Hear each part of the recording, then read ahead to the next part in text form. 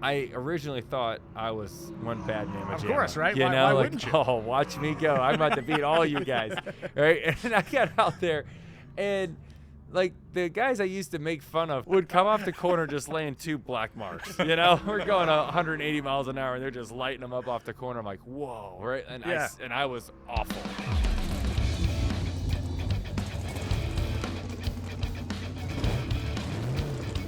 Welcome, everybody, to the Hot Rod Pod, where it all began here at Charlotte Motor Speedway. We got NASCAR trucks in the background. I'm Brian Lohnes. That is John McGann. And our guest today is none other than Joey Logano, the 3-time defending NASCAR Cup Series champion, Rookie of the Year in 2009, a guy whose birthday is tomorrow.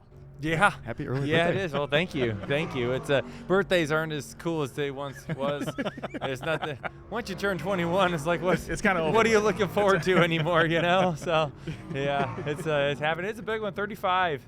So, I mean, it's and that's the wildest part of your story, man, right? I mean, you're going to turn 35 years old, and the level of accomplishments. I mean, you're a 35-year-old guy that's already been placed on the NASCAR list of the 75 greatest drivers. Like, this is bonkers. Thanks, I appreciate it. I mean, I feel like I've been doing this for a long time. You said Rookie of the Year back in 2009. That was a while ago. But it's been cool. It's been a heck of a ride. NASCAR has given me so many great opportunities for my family, but even, you know, to impact people in good ways. And so it's been a really fun ride. Long ride to go, though. I'm not done yet. I don't want to make it sound like I'm ending here. I got a ways to go. There's a guy named Hal Higdon who's an author. Wrote a lot of great books about racing. He wrote one in the 70s called Finding the Groove, and he sat down with Bobby Unser and Mario Andretti and all these guys. And the one thing that came up with almost every race driver that was successful was desire. So how do you maintain for 30 years of a 35-year life now the desire to keep doing this? Because that's got to be hard, man. It's a grind. It's just a competitive fire in you, right? I think no matter what I ended up doing, I think there's this competitor inside of me that's just want to win, right? And I'm pretty certain, I don't know this because I'm not done yet, but when I am done driving a race car, I'm going to have to find a way to compete. Yeah. And I don't know what that is yet, whether it's in business or something. Like, I am, in my mind, I am driven to be the best. That's all I want to be. Like, I just want to, whatever it is, I want to be the best in the world at it. I don't care if it's picking up garbage or driving a race car. I want to be the best at it. And so at some point, you know, I mean, it's just what happens in sports, right? You start to lose it. I'm not there yet, but I'm smart enough to know that'll happen someday, and it's going to suck. But when that happens, I'll have to find something else to go that I can go be the best at, and I'll go do that.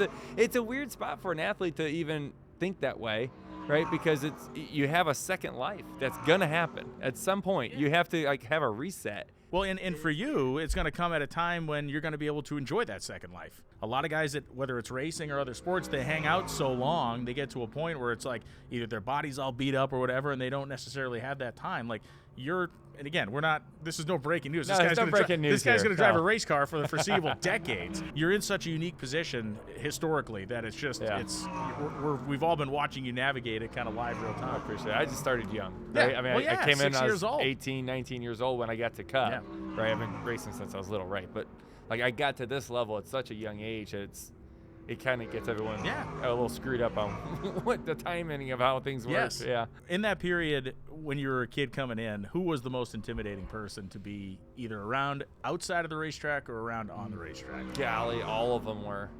I mean, you jump into the Cup level, and I was 18 years old my first race, and I originally thought I was one bad man. Of course, right? Why wouldn't you? I'm like, I won everything growing up, and I was this arrogant kid coming in that watch me go. I'm about to beat all you guys, right? And I got out there, and like the guys I used to make fun of, and I thought they sucked, would come off the corner just laying 2 black marks. You know, we're going 180 miles an hour, and they're just lighting them up off the corner. I'm like, whoa, right? And I was awful.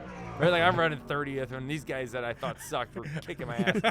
And I'm like, oh my goodness, like, I don't even know where to start. Yeah. I had to first realize I suck. Yeah. I had to realize that. What a humbling experience that is for an 18-year-old kid. Yeah, that was hard. And then you have to figure out, okay, where do I suck the most? And so I can like start working at it and try to get better. I needed it though, right? Yeah. Like I need it as a person. Like, forget all the other parts of it. Like, I needed to lose at some point in my life to become great. And I didn't have that moment until I got to the top level. I wish it happened sooner, to be honest with you. Yeah. Because I could have learned those lessons, not on the main stage here. Yeah. Right. As things stick with you forever in the sport, it seems like. So I wish I learned those lessons sooner, but oh well. Right? Like, at least I learned them eventually. When you're talking about that, like that moment of being humble when you're 18, that's a moment that can break a lot of guys. Did you get so kind of spun out of shape that it's like, am I ever going to be able to do this the right way? You hit the nail on the head. Like, that goes through your mind. Like, you're human, right? Yeah. And you can only get beat into the ground so many times before it knocks your confidence out of you. Right? I don't see, you can't BS that enough in your own mind, right? Like, you know the truth. You can't lie to yourself, right? Like, Right. I lost my job, right? Yeah. Like, I mean, I drove for Joe Gibbs Racing. It got to the point that it wasn't good enough. Yeah. And luckily I had a second chance with Roger Penske, and it was everything I needed, and my career really flourished after that. But the first 3 years of my Cup career was not real good. Yeah. You know, and you had to eat the humble pie, and it doesn't taste good, right? But it had to happen, you know, 'cause it changed who I was. Changed, like, just how I process things, how I think of people, how I, like, treat people. All of it. Like, it really, and I cherish winning more because I got beat so much, right? Like, you need that. And you look at the best in all of sports.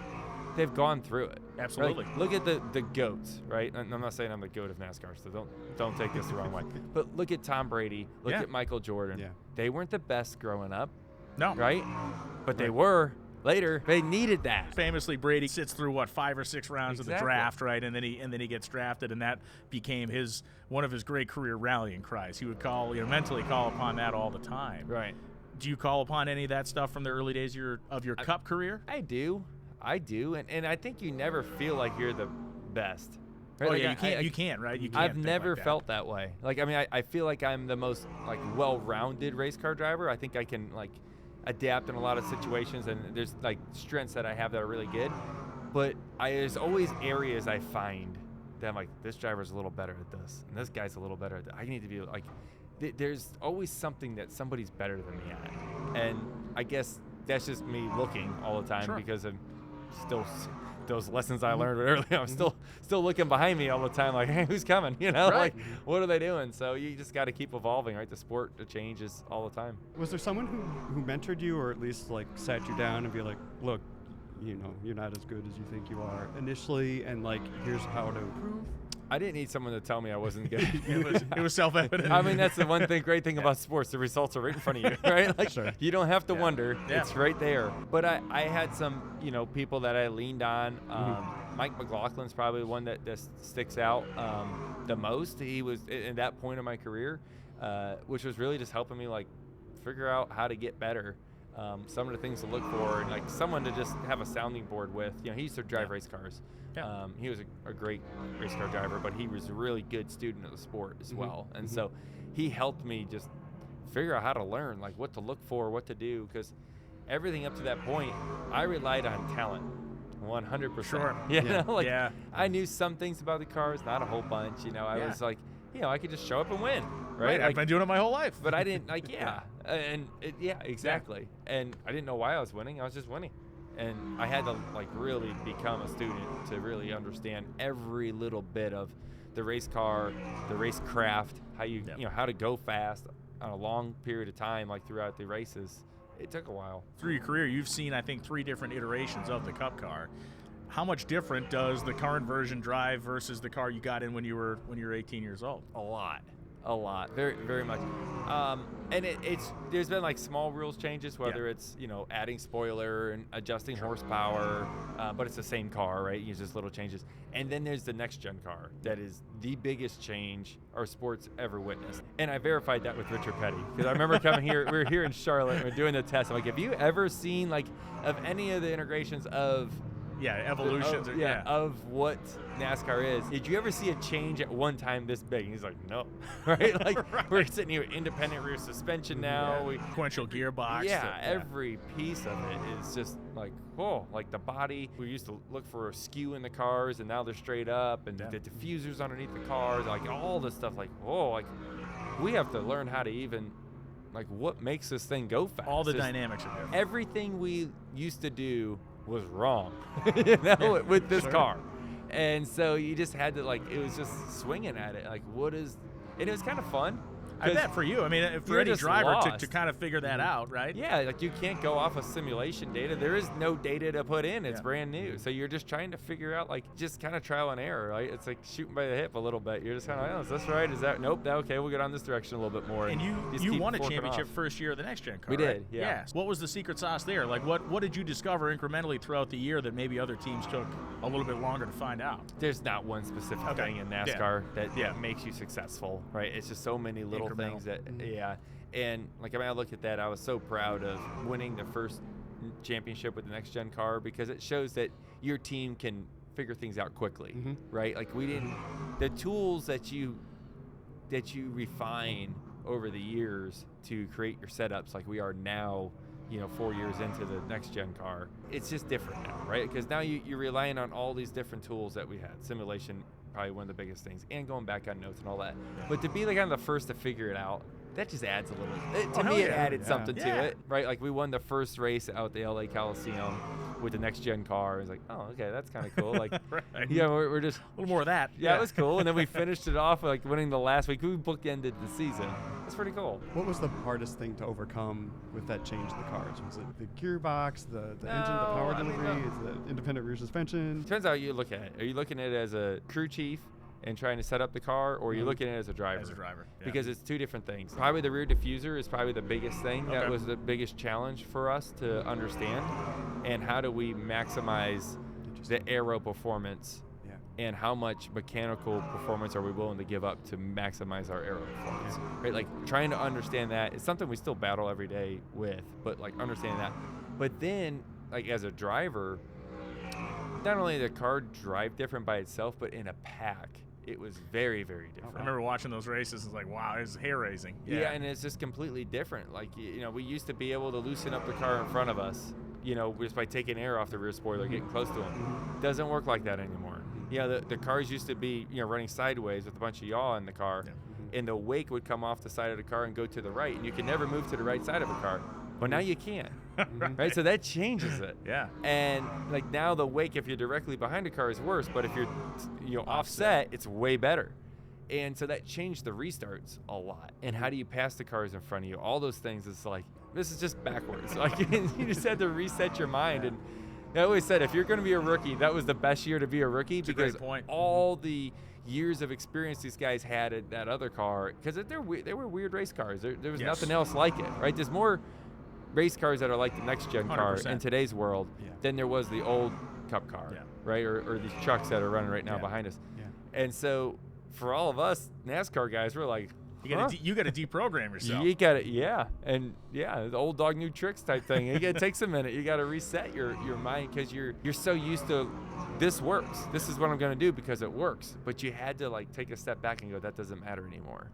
Hard to do. One of the things that's fascinating as a fan watching the sport is the ability for you guys, for the most part, to manage emotions inside the car, and stuff obviously can boil over outside of the race car, and that ability to make critical decisions under pressure that aren't going to wipe out half the field. There's some bit of emotion that drives people. Sure. Right? You got to have that, like, it's okay to you got to have the want to win. Yes. And it's okay to be a little pissed off. Absolutely. Right? Like, I think, like, in some ways it makes you go a little bit harder. Right? Like, when you're a little angry, you got a little bit more in the tank, right? Like, you just don't, it's just what it is. So I think there's a part of, like, being angry that is good, but you got to be able to channel it to where you don't overstep, whether it's wrecking your race car, doing something you probably shouldn't do on the racetrack. There's a piece of it that's good, but there's boundaries, and you got to understand those boundaries, right? And I mean, we're all guilty of jumping over those boundaries at some point, right? But that's what makes it compelling to watch. Yeah, exactly. Yeah. But I'm okay with that. Like, emotions is real. Like, people, like, it's a real thing. We're not robots out there, right? Like, we're like most athletes are. They run off of emotion a lot of times, right? I mean, we're not, race car drivers, or most of them are not engineer type people, right? Like, they can understand it. They're definitely into their cars and how to make speed and understand all that. but they're also like aggressive type people, right? They're like the type A, gonna get in there, gonna like, let's go, right? Like, give me the ball kind of people. So you're gonna deal with those emotions too. Talk to me a little bit about the balance of hammer down, I'm going to the front, versus that's the dumb thing to do right now. I guess the simple answer is experience. Yeah. Right? Like the younger drivers they're doing things and you're like, why are you doing that? Right? And they're just 100% all the time, go, go, go, go. And then they bite themselves in the butt eventually, right? Like, it's like, ugh. But then over time, they start to understand that, like, maybe that wasn't the right time to do that. Maybe I didn't have to, have that risky move. It wasn't worth it at that point of the race. Those type of things. It takes time. It takes a few losses, right? It takes a few, like, dang it, I shouldn't have done it that way, and you got to learn your lesson that way. Yeah, I keep comparing this to other sports, but it's like that in all sports. Yes. Right? You come in and you want to prove yourself. You want to go out and you just be aggressive as can be. Yeah. And you end up sometimes just hurting yourself more, but I understand that. Been there, right? Like, all of us have been there. I work in the world of NHRA drag racing. Tony Stewart was working in our broadcast booth with us for a season before he went and started driving race cars. We were watching, it was the Atlanta race, and I was sitting next to him in our TV truck, and he looks up, and Harvick's leading the race, and it's late. And, of course, Kevin Harvick in Atlanta has been spectacular for years. Yeah. But what I thought was fascinating, Harvick puts, I don't know, half a train length on the field, and he looks down at me, he goes, he's screwed.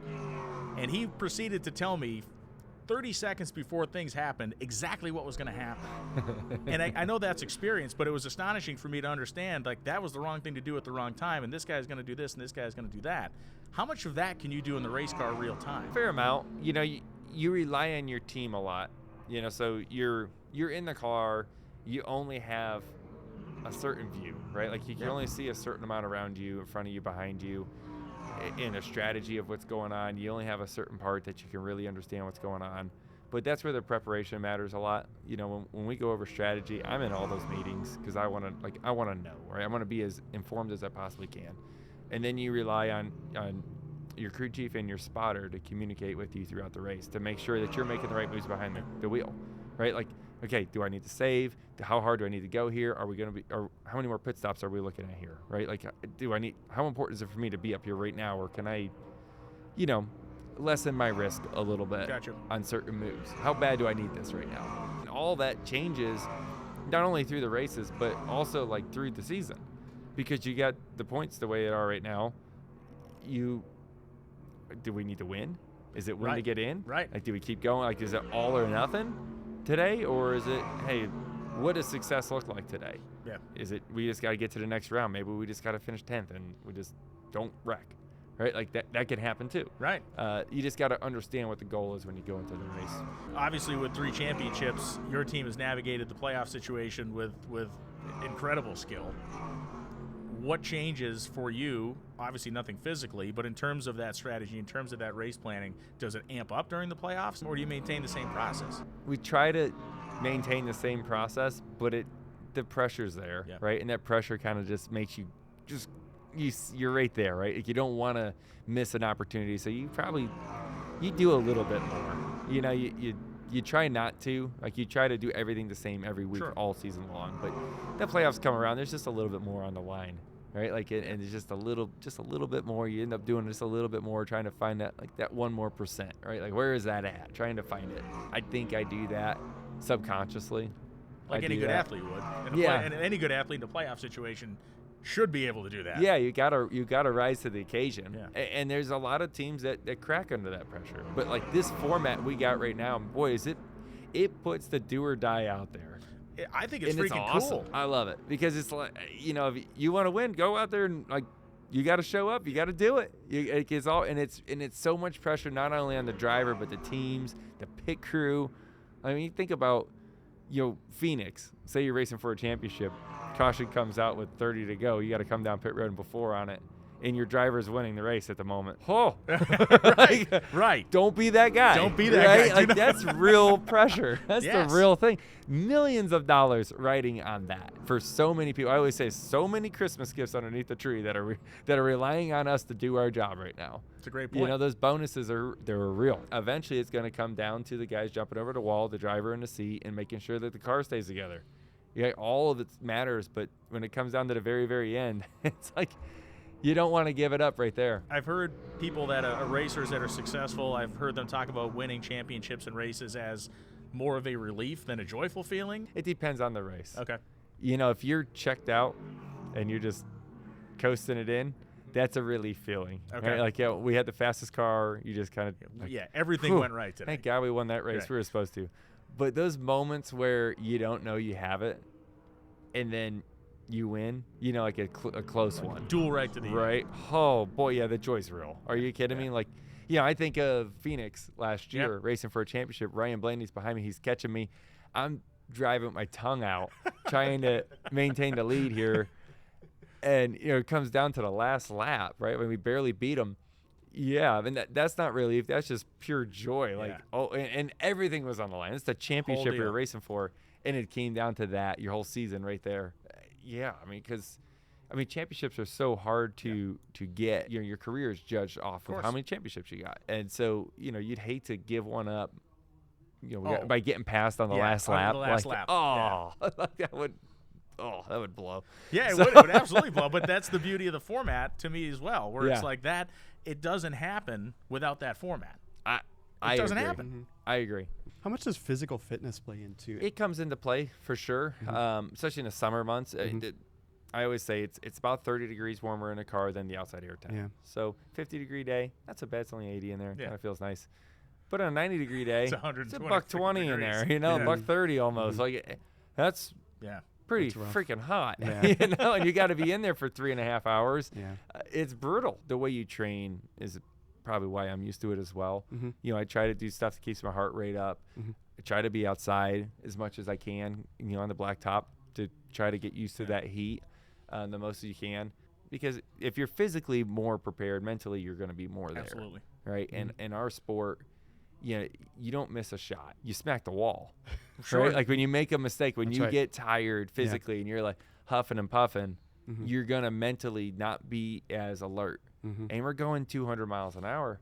Like you have to be super alert. Yeah. Like you have to react quick. And if you can't react to the car quick enough, your day's over. You don't miss a shot and get to sit on the bench and catch your breath. About it. You smack the wall, you crash. Toast.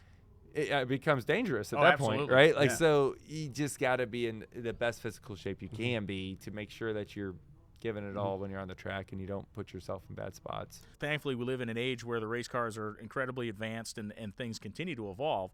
But this is still a very dangerous thing. And there's a part of me that watches a lot of the Truck Series and a lot of Xfinity and a lot of ARCA, and it almost seems like some of those really young guys do not conceive of the fact that they can actually be hurt doing this. They make some decisions sometimes, drive the cars in ways that just seem reckless, and I'm wondering if that has translated up into the Cup Series. I don't know if it's the reckless moves.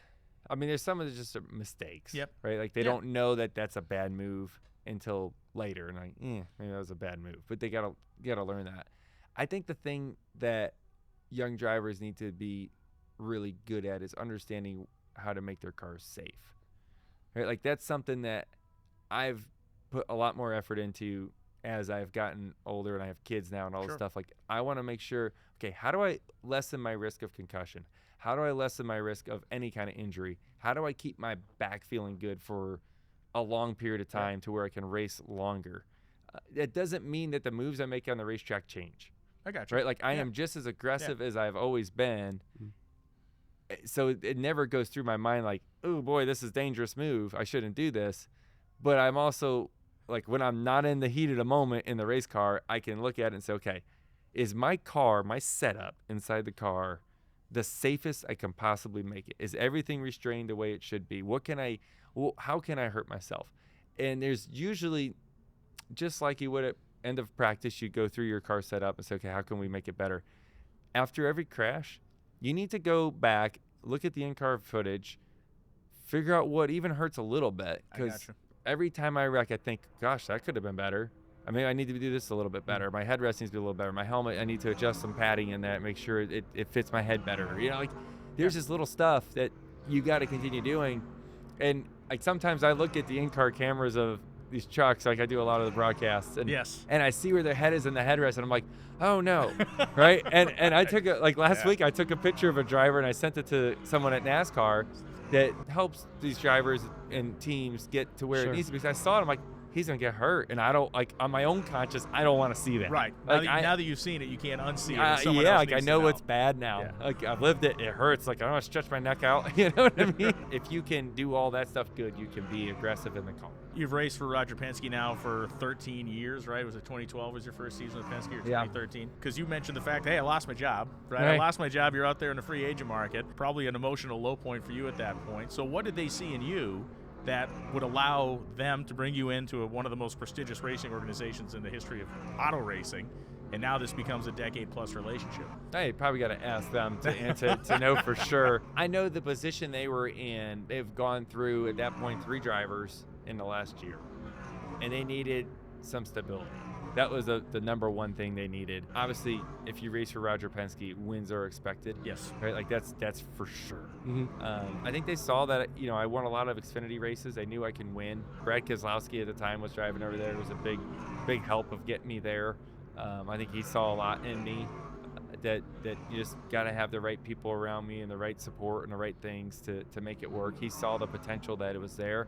I think he saw that I could be a good teammate, and I was going to work together, and we were going to try to figure out how to win together, and we can do that. Our ages were semi-close at the time. I think that all of that together was kind of like, okay, yeah, I think we can, give him this chance. And I'm not the guy that's going to go out there, and I don't go drinking and partying, and I'm a racer. I just want to race. Like I'm very I'm simple-minded, and I think which again is a crazy part of your story, because a lot of guys that grow up at the racetrack aren't that way.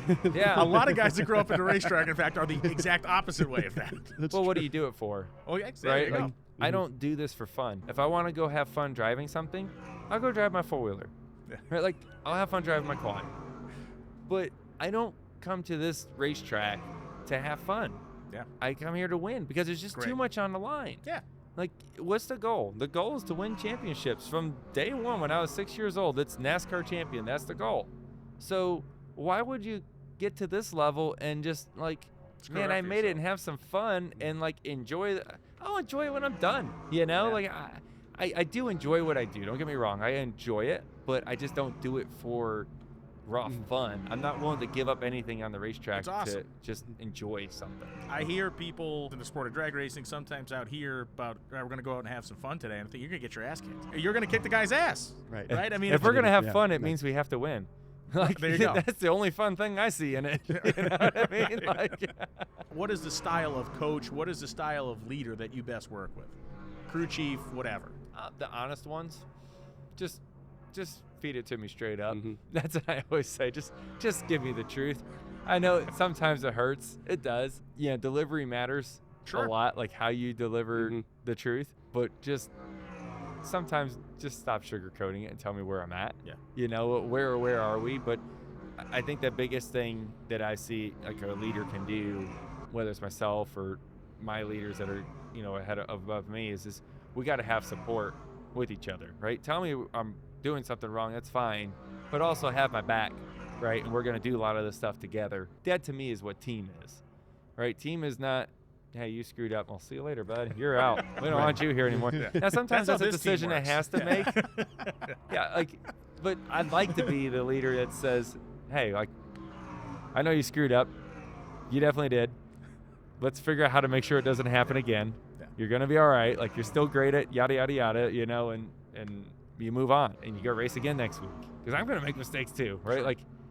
I don't want every time someone makes a mistake that I'm MFing them over here, right? And then next week I back it in the fence, Hey, now what? Remember that time? Yeah. I don't want that either. Yeah. No, people have long memories for stuff like that. Yes, that's for sure. Absolutely. Well, man, it's been a pleasure to sit down and chat with you, Joey. It's an incredible career that, again, has decades in front of it. Congratulations on everything you've accomplished so far, and good luck out here this weekend. Thank you. Yeah, it should be good. This will be. It's awesome you guys are doing this. Been a fan of the publication for a long time, and obviously the podcast now. Super cool. It's awesome. He's Joey Logano. He's John McGann. I'm Brian Lohnes. He's going to go out there and kick some ass this weekend. I promise. You promise? Wow. It's going to happen. All right. Now I better not screw up.